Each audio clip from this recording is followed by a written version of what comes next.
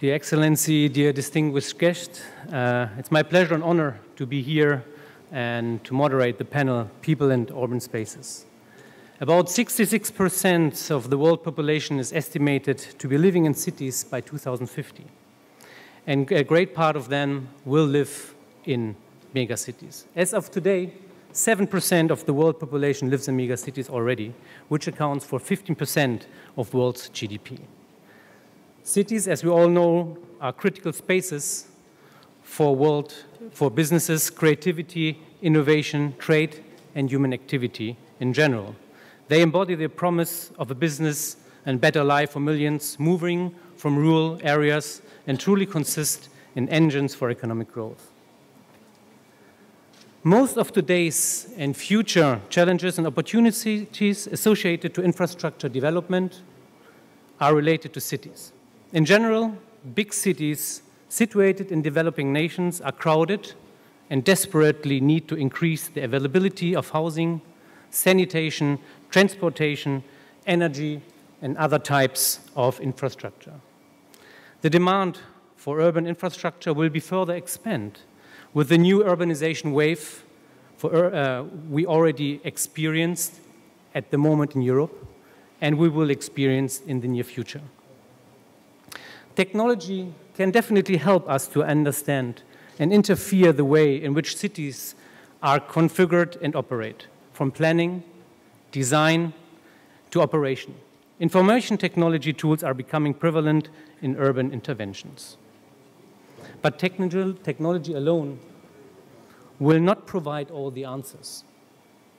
There's a need and there are opportunities for new designs and approach, urban development concepts and standards in order for resilient, livability, healthy, and vibrant urban spaces to be created. Design solutions can minimize energy consumption and emission. At the same time, they enable well-being and productivity. The livability of cities has become a tremendous central competitiveness topic as more and more cities compete among each other. I'm very glad to have these diverse experts here on the panel and to discuss it from different angles, from the social entrepreneur level, from the architect level, technology, from the academic level. And I hope that by giving the floor to Diego to have his insight from his point of view about how we can design and create sustainable livability and resilient cities in the near future. Thank you very much. I'm a techno-optimist. I believe technology allows us to do great things, awesome things, only if we try. Yesterday, Jim Phillips said, societies are a reflection of our technologies. I would say our cities are a reflection of our technologies. That is a huge truth, but there is a huge problem too. Because if we think of what drives technological innovation, we will obviously find economy, we would find efficiency, we would find productivity, and we would even find comfort. But there's no trace of humanity on that briefing. There's no values. There's no sense of belonging. There's no community feelings. Imagine for a second your house. What makes your house a vibrant space? Obviously, the basic functionalities of your house are covered. You're comfortable there.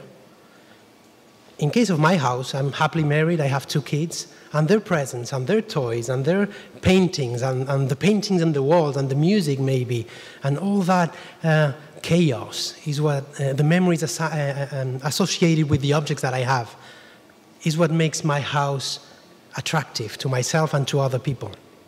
Now imagine we take all those pictures, all those images, all those toys, all those kids, all those noises, and we confine them within a room. Would my house still be as attractive to others? I would say, obviously not. And this is being the approach of modern urbanism with the creation of theme parks and with the creation of museums, to confine those activities in specific spaces. Well, I think it's time we free those activities and those feelings and those emotions to populate back our cities. And I think it's time we incorporate what makes us human in the briefings for the technological innovations that we are demanding and requesting. But how do we do that? Can we reconcile our humanity with our technology? Yes. The answer is obviously yes.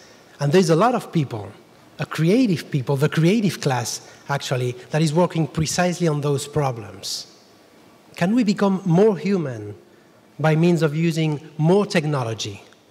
Can we explore the emotional efficiency of our technologies? I'm going to bring you some examples of the activity that we are developing at our lab. And I'll tell you, our KPIs is your smiles. So here, there's a bridge in Bilbao. Bilbao is a post-industrial city in the north of Spain that is recently reinvented around creativity and art and so on. And there's a bridge there, over a scale bridge, that is right in the limit of the renewal, the urban renewal. It's outside in the industrial area. So that, to me, is a place of opportunity. Could we, with very basic technologies, generate a collective illusion there? My answer was yes, obviously we can. We can create something so simple that is universal, and so basic and so elemental that it can make smile anyone. So we propose this rainbow, a natural rainbow artificially created with a very basic existing technology that is aiming for social, emotional efficiency. And just like this intervention, which is actually pretty simple and universal, again, it can be done anywhere almost, I bring some others.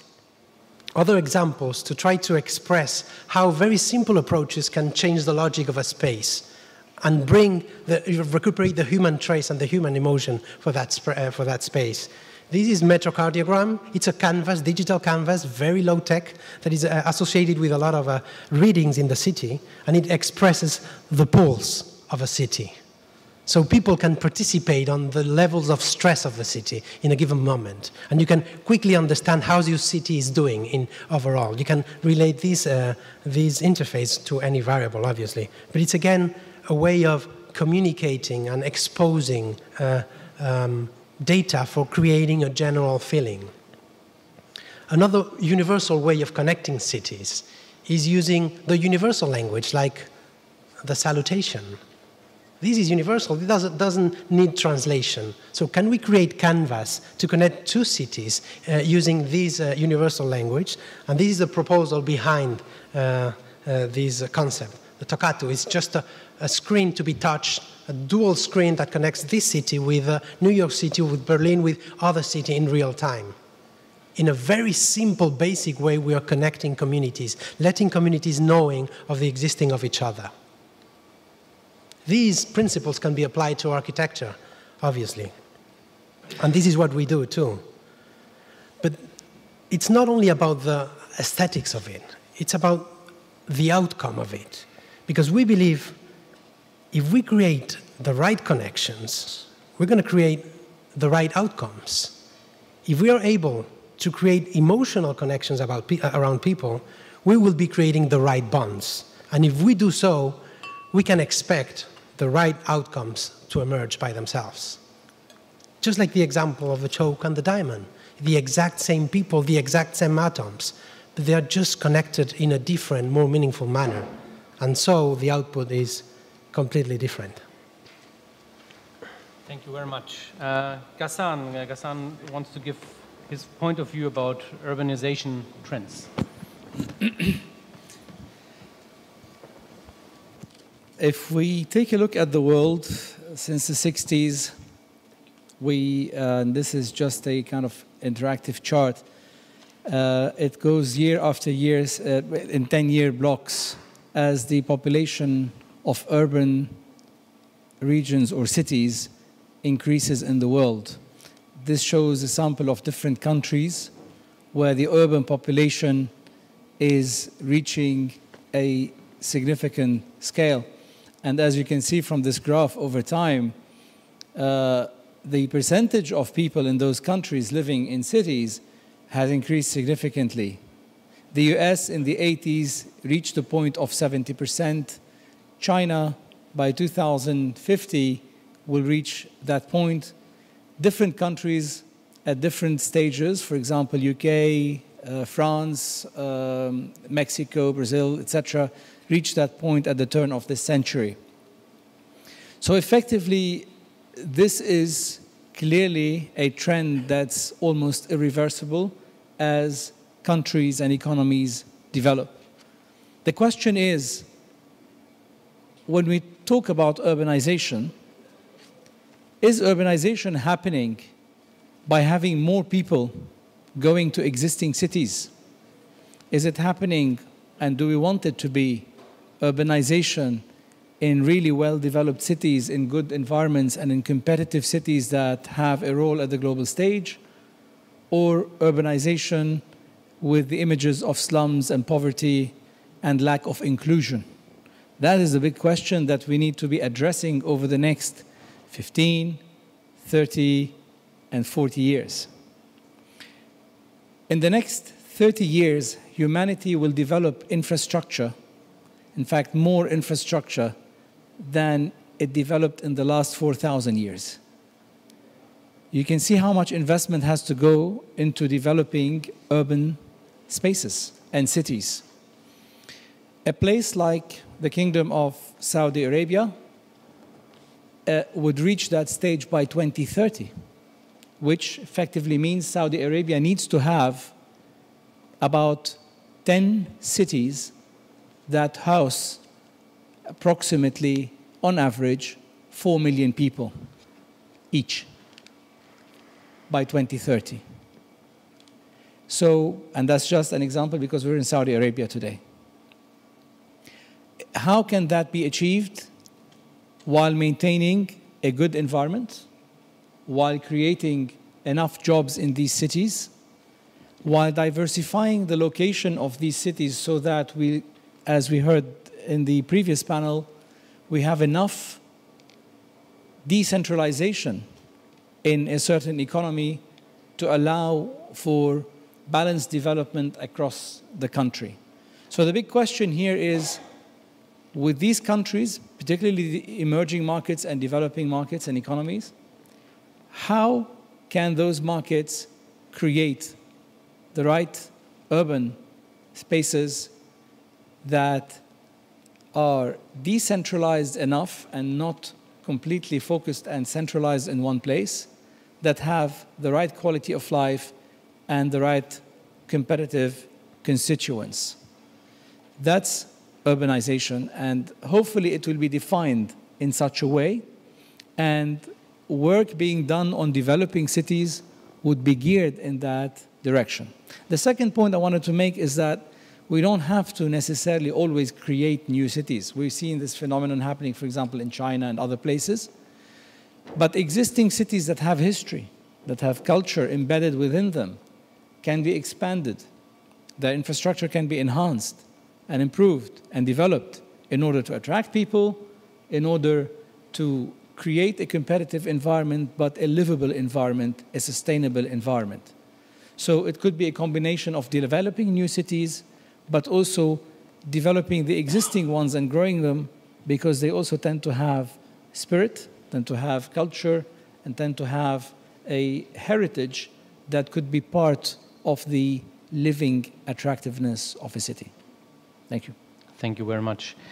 Jack, I'm interested to hear your point of view, and we had a couple of discussions even yesterday and this morning about the ecosystem, the approach, how to refine the meaning of success. So I think you prepared already a short movie, right? Yes. I think I was sitting and watching the discussion, and I was asking myself this question: competitiveness, who are we competing against? Are we competing against each other, or are we competing to deliver a better world? Are we competing against poverty or injustice?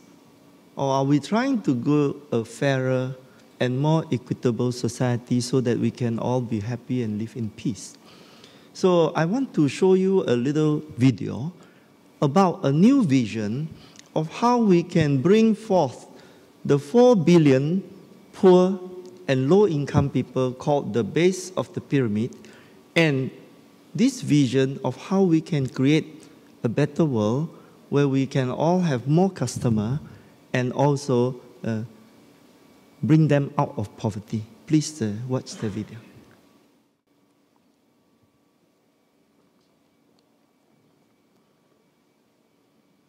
There are more than 7 billion people on this planet, but most goods and services only serve the 3 billion rich and middle-class people. The other 4 billion earning less than $8 a day are largely ignored by product manufacturers and service providers and excluded from our formal economy. These people are referred to as the base of the pyramid, or BOP, and they make up more than half of the world's population. Most of them survive on an average of just $2.50 a day. While the rich and middle class take things like electricity, water, and sewage connections for granted, the poor tend to live off the grid without electricity, water, and sanitation connections. To make things worse, due to market inefficiencies in production and distribution, they have to pay a poverty penalty for everything they buy. They earn less and have to pay more, and that's just not right. But giving charity isn't always the right answer. In fact, giving free stuff creates the price of zero. No entrepreneur can compete with this price point. Without entrepreneurs, no jobs are created locally, and therefore the poverty cycle continues. The best way to help the poor is to help them build their capacity to help themselves. We can train them in vocational skills, teach them to do business, transfer technology to them so that they can operate it, lend them money to start small businesses and make profit to sustain and grow their business and employ even more people. As more people earn more money, they generate their own economy, and soon their income becomes expenditure, and they can afford a better quality of life by being able to buy things like clean water, good sanitation and hygiene, safe housing, education, cooking stoves, solar lamps, and technology. The poor of today will become the middle-class consumers of tomorrow. By inviting them into our formal global economy, we can help them improve their lives cheaper, faster, better, and easier. With good sanitation, hygiene, and clean water, the poor can be healthy and more productive to earn more money. With technology, they can cut out the middlemen and get better prices for their produce. They can do banking and support their education through communication technology like mobile phones. BOP Hub is a driving platform to accelerate the speed of such a transformation. The BOP World Convention is the global trade convention for cross-sector collaboration, where industry players and customers meet to trade and collaborate.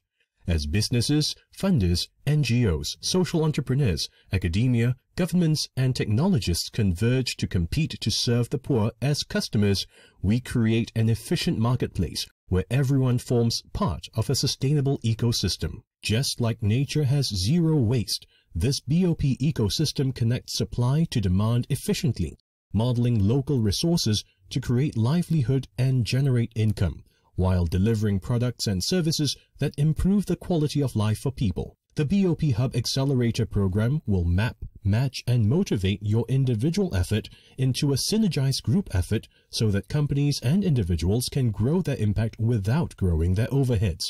A BOP Design Center will be built to facilitate the coordination of design solutions, starting from needs identification to prototype, to field testing, to procurement, to implementation, training, distribution, and market promotion. When we unlock the spirit of enterprise for the poor, we open up their pathways out of poverty. Entrepreneurship can deliver both wealth and social justice if we connect our head to our heart and our hands. Together we can make the world fairer and better and end global poverty. BOP Hub, designing business to end poverty. Let's walk this beautiful and meaningful journey together.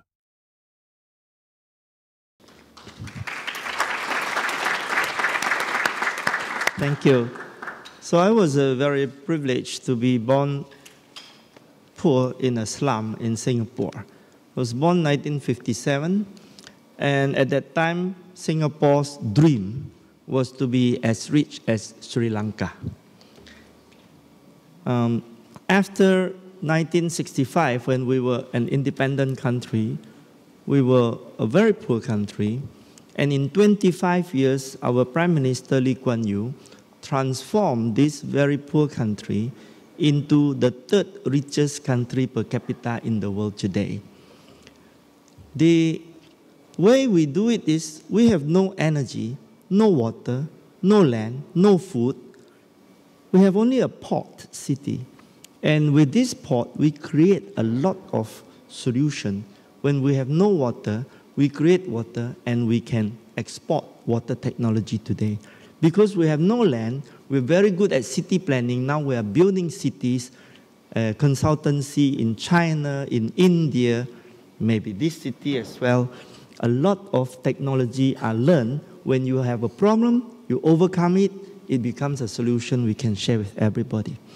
Today I want to talk about a particular urgent problem, which is the refugee problem from Syria, very near to this country.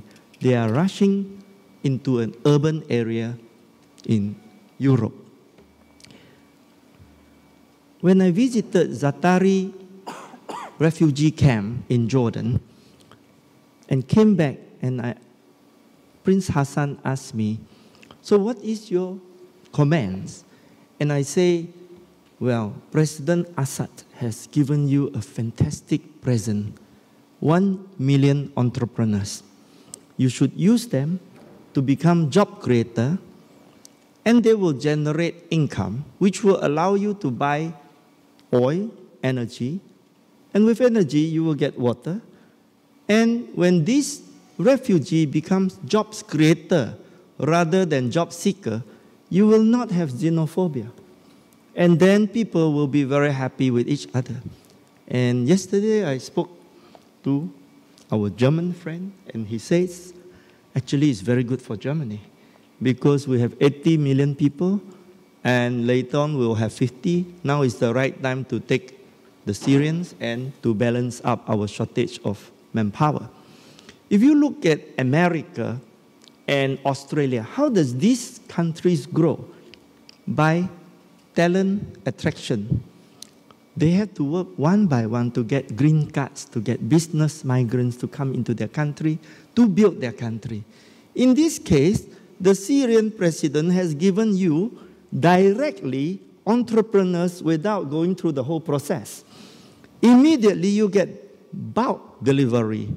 And why do I say entrepreneurs? Because nobody who is not entrepreneurial will risk their life to cross border. If they are not entrepreneurial, they will stay at home, no matter what is the situation. So by virtue of these people who are risk takers, running far away to an unknown place, they are entrepreneurs. So what we need to do is now to change the law, to change our mindset, to now embrace these refugees, to become entrepreneurs, job creators, and the world economy will grow because refugee has just become the base of the pyramid, but they can become middle class and top of the pyramid. Thank you very much, Jack. Dear Honorable Stephen Koonin, I would like to hear your point of view from the academia point of view about how we can create and design sustainable Sure, thank you. I'm a scientist, and so I look at cities with the desire to measure and understand. And what makes that particularly interesting now is the new technologies we have that can give us unprecedented views of cities with high granularity, high timeliness, high coverage, and great variety. It's almost like when Galileo first turned the telescope on the heavens, or Van Leeuwenhoek first looked at a living cell in a microscope. I've been doing that for the last 3.5 years by establishing the Center for Urban Science and Progress, or CUSP, at New York University. It weaves together many of the themes that we've heard already in these last days and a half. It is a government, academic, private sector partnership which is focused on applying big data techniques to big cities, particularly New York City. The underlying thesis is that if we can acquire, integrate, and analyze all manner of data, city records, sensor data from the sensors we all carry around now, sensor data from sensors that watch a large swath of the city in real time. If we can acquire that data, integrate it, and analyze it, we can make the city government better, more efficient operations, sounder policies, better planning. We can better engage the citizens with their government. We can help the private sector do new things, since everybody wants to know what goes on in cities, whether you're trying to cite a retail store, or you're trying to stratify insurance risk, or you're trying to target your political campaign. Everybody wants to know what's going on in a city. And then finally, we are changing social sciences from surveys that collect data on 5,000 people at once to technologies that acquire data on 500,000 people at once. Needless to say, this is an intensely interdisciplinary activity. I like to say my teams go from sensor specialists to data scientists to social scientists to civil servants. I thought what would be most interesting, rather than show you very interesting pictures of the kind of data that we have and the way in which we analyze it, is to talk a little bit about the infrastructure one needs to put into place, since the focus of this meeting is infrastructure, if you want to do this right. And I really mean beyond the physical infrastructure of communications, whether wireless or fiber or sensors, but to talk about the human and organizational infrastructure you need to do this. The first is you need to get the data standards in place. For example, in New York City, there are 4 incommensurate ways of identifying a building in New York City. There are 1.2 million buildings in the city, and needless to say, just getting that sorted out is a major task. The second is to get the data sharing and use principles in place and understood. There's a great movement in cities in the US and in Europe in open data to put many data sets up publicly, but many data sets are closely held. I like to say that the second most basic human urge is to hoard data. The academics do it because it's priority in publications. Government agencies do it because it's turf and power. And the private sector does it because it's got monetary value. Right? True.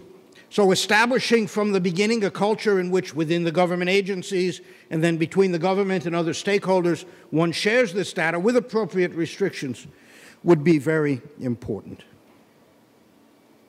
The third thing one needs to do is to get privacy sorted out. The dimensions in which one would like to understand a city, or the infrastructure and the environment, they have no privacy, but the people are the most interesting and problematic part of the city. Cities are built by people, for people. If you want to understand them, you have to study people. You would like to know their mobility, their economic, their communications, their health, their nutrition, their associations, on and on. And if you want to do that even a little bit, you immediately have to respect people's privacy. You need to get the IP sorted out. If you're trying to create a public-private academic partnership, what do you do about intellectual property? And then you need also to deal with the embarrassment factor. For example, if we put up on the web the real-time particulate emissions of every building in New York City, which we are perfectly capable of doing right now, or we put up on the web the real-time bus trajectories, the drivers get upset because they know who's loafing and who isn't, and the building owners will get upset because people will know where the pollution is coming from. So there is the embarrassment factor in data that one needs to deal with. And then finally, I think you need to educate people about data. I would start by educating the city decision makers about what data can and can't do for them, about the power and drawbacks of models. So for example, what do you do when the data disagrees with your prejudices? Often I like to show decision makers in New York City, about which there's much talk, about sea level rise, and we heard a bit of that at the last session. If you look at the actual data for sea level rise in New York City over the last 150 years, there's no change. It's been going up at a constant rate of less than 30 centimeters a century. And all of the concern and projection about sea level rise has got to do with models that carry great uncertainty. Somehow decision makers don't like to talk about error bars or uncertainty. And then you need an educated city staff in which to do this. The technologies are evolving rapidly. The power is there. The private sector is far ahead of the city, or actually even the federal government in the US, in learning how to do this. We run an educational program at CUSP, a one-year master's degree that mixes informatics technologies with urban factors and then executes a large capstone project. We grew in the last 3 years from 23 students to 63, now to 87 students. It's a wonderful subject because it is so multidisciplinary and attracts quantitative students who want to do something with social good. And many of the students that we educate go off and work in city governments. So that's a little bit of the scientist perspective on cities and what we can and in fact are doing in order to make them better. Thank you very much. One question, just follow your statement.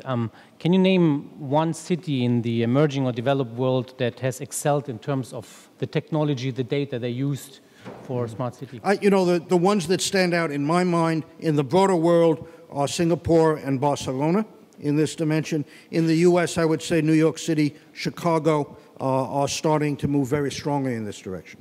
Can you give an example in which terms they... So delivery of social services in New York City, for example, compliance with housing enforcement has been greatly accelerated, making sure people live in safe housing by combining data from multiple sources. Traffic management, of course, safety and security, policing, I mean, have long used these things. Thank you. Ghassan, I have a question, and it was very interesting to see the trends of urbanization, and this gives a lot of thoughts for the cities to think about how to manage and mitigate the number of people. What, from your perspective, makes cities competitive and attractive? And another question, we always talk about cities, in the panel before we talked about the hinterland. I think we should also involve the hinterland development, I mean the rural areas, because people tend to go to the cities, but sometimes it's even mentioned worth to develop the rural areas rather than to attract them to come to the city. Let me start first with the last point you made and then go back to the first point. Again, there are many misunderstandings around urbanization and population movements. And there is kind of a tendency, a kind of populist tendency with policymakers as well as the general public of the longing to have a rural life and, you know, to create communities in rural areas and kind of equal development and inclusive development in rural areas. Certainly, when we talk about cities, it's again not pulling people from the rural areas and rural life into the main cities, but actually in this scenario that we have seen, the best option is to create cities that come closer to these rural areas, whereby communities can live around cities, not necessarily within cities. But the proximity of the city to a rural area allows them to, you know, work in that city, efficiently operate in that city, but still have access to nature and rural life. But it's a fact that there is a mega trend of urbanization that's happening. And a lot of it is actually either growth of existing cities or the creation of new cities closer to urban or rural centers. The second point, the first point you asked is the competitiveness of cities. And just to borrow the structure of a report that was produced by the World Economic Forum last year on the competitiveness of cities by the Global Agenda Council on Competitiveness, you can look it up. It basically created a framework for what actually makes cities competitive. The first pillar for that would be regulations. And that refers to the rules that have been put in place to govern the operation of a city. The level of flexibility, the ease of doing business in that city, the linkages to other cities, health and safety, and other regulations that basically put the blueprint of how the city should be functioning. For that to happen, it requires leadership at two levels. Leadership at national level to make sure that cities have enough autonomy to create this kind of set of rules. Long-term vision to be able to decentralize decision-making and provide these cities with ample opportunity to make decisions and changes to their regulatory framework. Secondly, leadership at the city level. It's quite important to have city councils or regional councils or authorities, local governments that can execute changes and create an environment that attracts people and industry and plugs the city into the global value chain in terms of ease of doing business, creating the right industries in that city, and competing but not duplicating and replicating what other cities are doing, competing with them but rather than duplicating them. The second pillar out of three pillars, the second pillar is actually the hard connectivity. That's what we've been talking about predominantly in this forum today, about the infrastructure, roads, urban transport, telecommunications, infrastructure, etc. And all systems that connect the city together, that make the city accessible and all parts of the city or the urban space accessible. Because it's very important here to focus on accessibility rather than mobility. The last thing you would want in a world like that is to try to get people to move around too much in a country or in a given geography. Rather, give them access to the grids that exist and create that local community movement. So accessibility better than mobility. Better than building bigger roads between cities is to actually have access of local transport that makes a difference in competitiveness of cities. And the third, last but not least, pillar is about the soft connectivity. This is at the level of technological advancement and deployment of technology within these cities, the soft infrastructure, the applications that go in that city to provide better accessibility, better movement, better planning, and better monitoring and sensing of the various activities of the city. And the second part of it is not technological. It's actually cultural. It's about the fabric of that city. And referring back to what I mentioned earlier, it could be, you could build the most wonderful, technologically advanced, well-connected and accessible, inclusive city. Yet, it's a city that doesn't have a soul. And that may attract people to do business, but at the least, whenever there's a small problem happening, either economic or social, people will flee that city and go somewhere else. Unless there's something that actually attracts them culturally, going back to the example of the house. Too organized, too proper new house doesn't have a character, doesn't actually make it a living space, it doesn't make it a home. So the soft connectivity of a city, the culture of the city, the events and activities that take place in that city, the character of that city, is an important ingredient to make that city competitive and attractive, to make it sustainable, to make it livable, and to make it a true community rather than simply a set of buildings, roads, and telecom networks. Thank you very much. I like the idea with the culture perspective, and Diego, maybe a question to you from design technology point of view. I mean, Bilbao, they have the Guggenheim Museum, and in Abu Dhabi, hopefully and next year we'll have the Guggenheim, the Louvre as well, but the Guggenheim then a couple of years later. So what makes, from your perspective, a city cultural attractive? Because we want to attract entrepreneurs, we want to attract the innovative people, let's say, I wouldn't say the crazy people, but people who want to live but also bring some spirit into the city. What are the pillars from your point of view? So, considering the basic infrastructures being deployed already, I would say what the creative class needs in general is just a scenario in which whatever activities they are going to develop are legitimized by either the demand or by previous examples. That's, in my opinion, what happened in Bilbao. We talk about the Guggenheim effect, and we describe how a chirurgical intervention in a given point of the city was the opening gate or the opening door for many other interventions in that same line.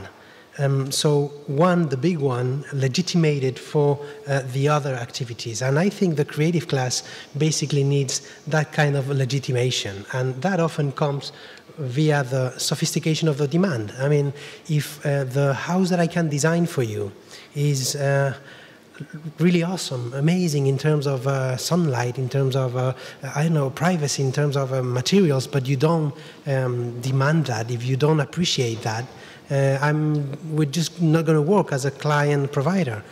We need the client to be educated and sophisticated in that kind of demand for the creative to be able to develop that his job. So that would scale also to the level of the city. And in Bilbao, we have a huge peninsula that is being developed right now. And instead of paying attention to what the neighbors wanted around there, what they did was imposing a development plan. And in the meantime, while that development plan by Zaha Hadid is being developed there, I would say the most interesting thing is happening right now, because that space is being degraded and it's become a space of opportunity in which, with a very low amount of money, the creatives can go place their studios, their spaces, and in a space of freedom, they can develop their activities, being legitimated by the other people that surround them. So I guess that the basic thing is to understand what creatives need and what is the direction of this process. And I would say this is a bottom-up process, self-organized process, because out of the box happens out of the boss. And self-organized is, the best organized is self-organized. So we have to create the conditions conducive to this emerging process to take place. Thank you very much. One question, Jack, you just mentioned it with the influx of the refugees. This can be a potential for cities. Can you tell us a little bit what would you advise, let's say, the government who are actually facing at the moment exactly this problem of integrating them, the influx, and technology maybe then, Stephen, if the technology is already completed or ready to help them, because we see in the newspapers that at the moment they are lacking of the different kind of systems. So Jack and then Stephen maybe. So basically, the ultimate competitiveness of a person, a city, a country is virtues. Ultimately, if you create human virtues, you will have an attractive city, you will have life in a home, you will have also solutions that are not so confrontational. The feminine philosophy of Lao Tzu becomes very necessary today because the philosophy that we should facilitate to make things better for others and then let them choose rather than we impose on them, grab from them, and become very selfish in this very masculine philosophy. I think the internet is going to give us the chance to be more feminine and more caring, like a mother, facilitating the children and the husband and never claiming the credit for it. Now, if you think about the refugee situation, if you start to say this is them and this is us, and then you don't have solution. But if you say this is economic opportunities, this is people, these are if you buy a football team, you never get your own people, all of them. You buy some from Nigeria and some from wherever, and eventually you have a football team that is very good.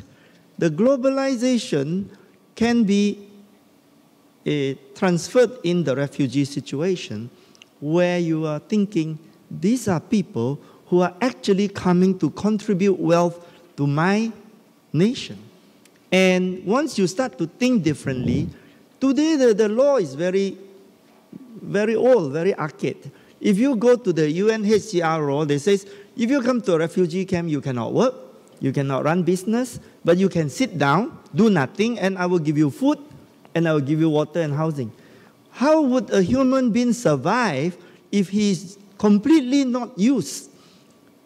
People cannot live like that. Every day there is about 100 refugees in Zatari camp who takes the bus back to the war zone because they just can't stand sitting around doing nothing. This is not fair. People need to be unleashed of their good work ethics and their spirit of enterprise.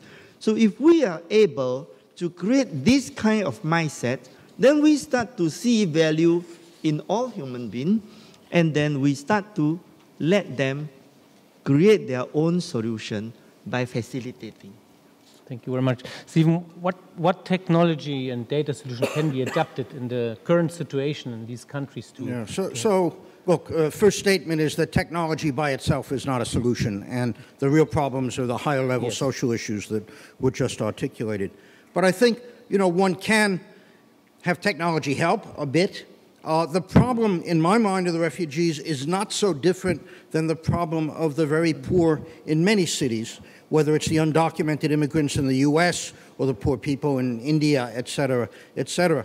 I thought the linchpin is smartphone technology. There's no reason why you can't get a smartphone to everybody. The cost is not that much. It allows them to access and understand city services, enroll in health, find housing, get mobility, communicate among themselves to establish exchanges and markets. I think it's that connectivity that you start with. It's not very expensive, and that's the first thing I would do. Thank you very much. I see the sign time's is up, but I want to actually ask for a question from the audience, and I have one there. Please. A lot of discussion about technology. Yesterday I talked about technology as a reflection of society. And what I mean by that more than anything else is it's driven by societal demands for things. And the one thing I heard a couple of times, but it didn't really get out just now, was about, in terms of creating really creative class cities, was expressionism. And expressionism really, I think, more comes from art and music. And if you look at the cities that are really the progressive cities around the world, they're the ones that have the symphonies and the theaters and the artistic museums and so forth. And if you don't incorporate that in a big way, in a huge way, into the societal framework, then you know, regardless of how much technology is thrown at it, how much policy is thrown at it, you really will not have the freedom of expression that leads to the new ideas. And that's what the creative class is all about. And I'd like to get a comment or two about this, perhaps. Thank you. You had a question. I was just going to point out a fact. It brought out yesterday and today the poverty in India. I originally come from India. When there are 300 poor people, there are 600 million people to do very well. And the population of United States is 350 million. So there are 2 well-to-do United States live in India, just to get an idea. So we just want to point out. Something that I want to point out is that we talked about good society, livable society, loving society. But loving society is created by jobs, and jobs that people love. And I have seen this in Silicon Valley. People, a lot of talk about Silicon Valley. But in Silicon Valley, your work hours start at 8, 9, whatever time, and finishes at 11 and 12 in the night. You work as an entrepreneur 7 days and 48 hours. You work on your electronic devices, you work in the real world, because that's where you're happy. So I would love to build a utopic home and a utopic society. I just have no time to live there. I think the focus needs to be that how you can build it for people. Those are well-to-do retirement communities, well-to-do societies where time can be efficiently used, and not to get stuck in the traffic for 1 hour when I'm about to get to my next business. So I think when you're talking about all that sustainable, livable, global connectivity, I think it has to do with the time axis, how to shorten the time that people can use efficiently, and how people can be relentless about pioneering new jobs. Thank you very much. So I would say entrepreneurship and a music band follow the same principles to be created. They are self-organized. Not because we have the right people with the right instrument. You can have a person saying you and you are going to be playing country music. That doesn't work that way. And for entrepreneurship, it's just the same way. It's the same logic. So there is a connection between the creative class and the job creation, because the process, in my opinion, they are comparable. They're similar. They are emergent. So my point is that we have to create spaces of freedom and to potentiate the meaningful interactions among the people to be able to see emerging urban cultural proposals like music and dances and so on, but also to see the entrepreneurs self-organizing and proposing new technologies and new companies that are going to create new jobs. Thank you.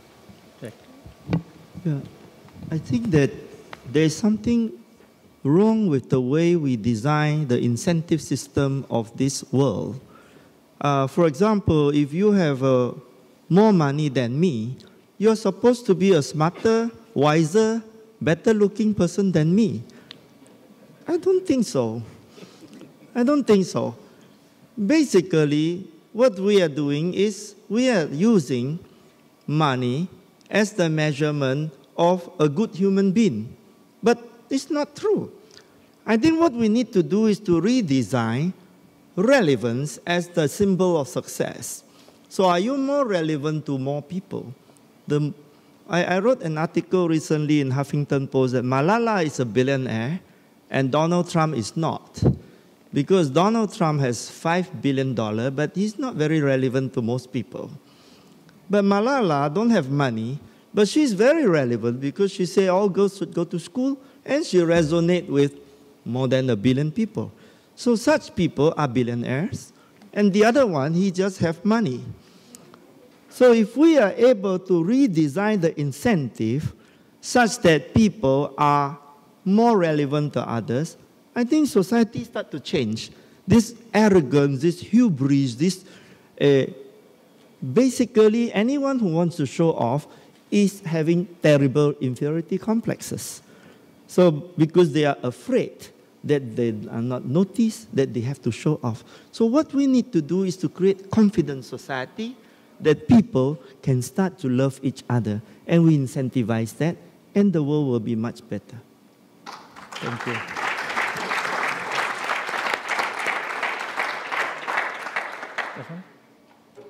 It's very difficult to add to this point. I think I totally agree. It's just one last remark that basically when we talk about cities and urbanization and the social divide and the redefinition of priorities and incentive systems, it's very important to realize that with urbanization, the tendency is that for the poorer population coming from rural areas to start interacting with the more comfortable, richer population already living in urban areas. Now, as long as culture and the incentive system is there to keep everyone comfortable and content with the life in that city, with knowing fully well that everyone has an equal opportunity to succeed, depending on the definition of success in their own mind, whether it's social success or financial success, it depends on the personal choice. As long as everyone has an equal opportunity in that city or space, the balance and prosperity and social prosperity is there. The minute one loses hope in being able to achieve a dream that they have set for themselves in that urban space, together with the friction and the social divide that could exist, this could turn cities into cradles of revolutions and public unrest and problems. This is what we've been seeing in many places, and the roots of many revolutions that we have seen around us have been driven by a major social divide, and not only the social divide, but the death of a dream to have an equal opportunity to reach that dream. Whether you reach it or not is irrelevant. It's about having the opportunity. Thank you very much. Stephen. So two very short comments to what we've just heard. One is AJ was saying we should use technology to make the time more efficient. I think there's a kind of rebound effect, though. If you made it more efficient, we'll just do more. And frankly, for many of us, we don't need much more in our lives at the moment, at least people in this room. Second comment is I really like your relevance metric, but I would point out that for better or worse, Mr. Trump may soon be a lot more relevant to a lot more people.